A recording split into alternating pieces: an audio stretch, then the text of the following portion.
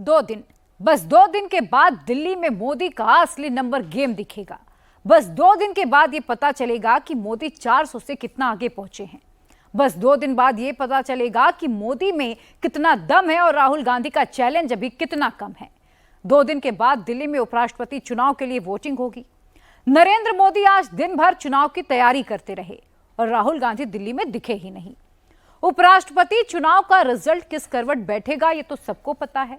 इंतजार इस बात का है कि मोदी विरोधी खेमे के कितने नंबर टूटते हैं और कितने सांसद अंतरात्मा की आवाज सुनते हैं। 2 दिन के बाद बिहार चुनाव की असली तैयारी शुरू होगी। उससे पहले की पूरी घेराबंदी आपको दिखा रहे हैं इस रिपोर्ट में।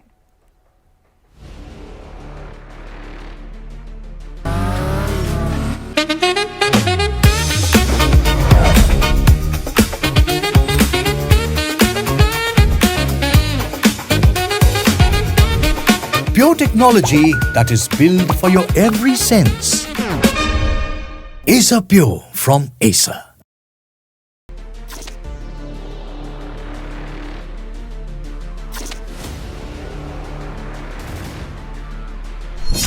प्रधानमंत्री नरेंद्र मोदी सबसे पिछली कतार में क्यों बैठे हैं?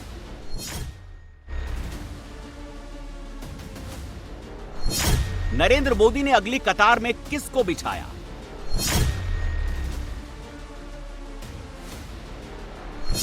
प्रधानमंत्री मोदी ने चुनाव का क्या हिसाब लगाया?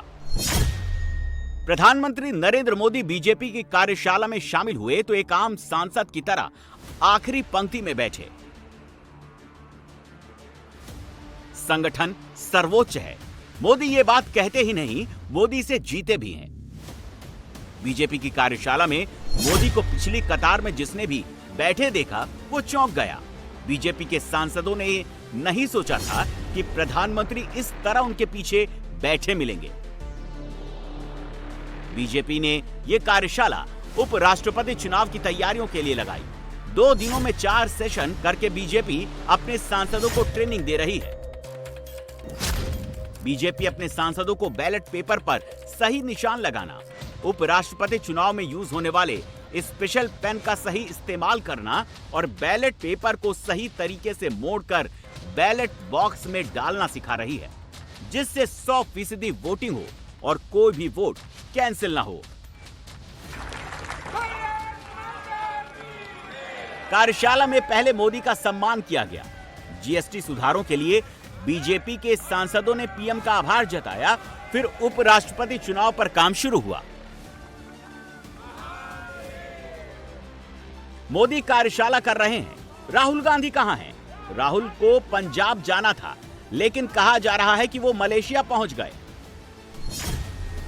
बीजेपी ने राहुल की मलेशिया वाली तस्वीरें दिखाई। राहुल गांधी की एक स्कूटी वाली तस्वीर भी सोशल मीडिया पर चल रही है। इसे भी मलेशिया का बताया जा रहा है।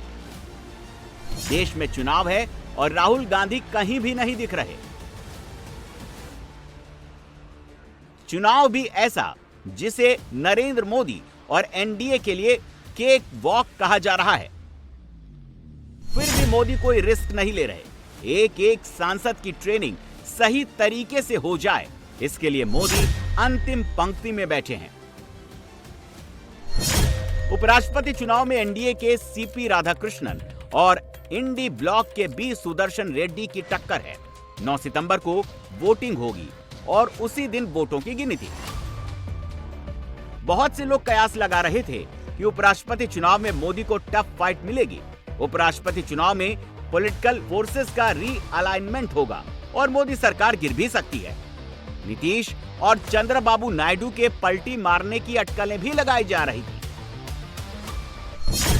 क्या संख्या बल के हिसाब लगाने के लिए मोदी पीछे बैठे? चलिए उपराष्ट्रपति चुनाव का संख्या बल देख ही लेते हैं। देश के दूसरे सर्वोच्च संवैधानिक पद के लिए होने वाले चुनाव में संसद के दोनों सदनों के सदस्य वोट डालते हैं। लोकसभा में स्ट्रेंथ 543 सीटों की है। इस वक्त वहां 1 सीट खाली है। लोकसभा में अभी 542 सांसद हैं। राज्यसभा की स्ट्रेंथ 245 सीटों की है। अभी 6 सीटें खाली है। राज्यसभा के 12 मनोनीत सांसदों को मिलाकर अभी कुल 239 सांसद हैं। इस तरह 542 प्लस 239 यानी 781 सांसद 9 सितंबर को होने वाले चुनाव में वोट डालने के अधिकारी हैं। उपराष्ट्रपति चुनाव जीतने के लिए 391 का मैजिक नंबर चाहिए। राधाकृष्णन या सुदर्शन रेड्डी को भारत का उपराष्ट्रपति बनने के लिए प्रथम वरीयता के 391 वोट चाहिए। प्रथम वरीयता के वोटों में किसी भी कैंडिडेट को 391 वोट नहीं मिले तो दूसरी वरीयता के वोट गिने जाएंगे, लेकिन 9 सितंबर को इसकी नौबत नहीं आएगी। सीपी राधाकृष्णन यानी एनडीए कैंडिडेट के समर्थन में एनडीए के अपने 418 सांसद हैं, 293 लोकसभा में और 125 राज्यसभा में।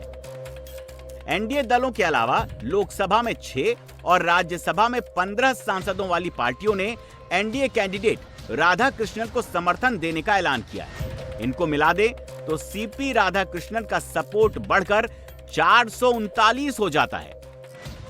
विपक्षी धड़े यानी इंडिया अलायंस के कैंडिडेट बी सुदर्शन रेड्डी के सपोर्ट में इंडिया अलायंस के अपने 315 सांसद हैं, 232 लोकसभा में और 83 राज्यसभा में। इसके अलावा लोकसभा में 4 और राज्यसभा में 8 सांसदों वाली पार्टियों ने सुदर्शन रेड्डी को सपोर्ट किया। कुल मिला दें तो India alliance and allied forces के पास 327 सांसदों का सपोर्ट है।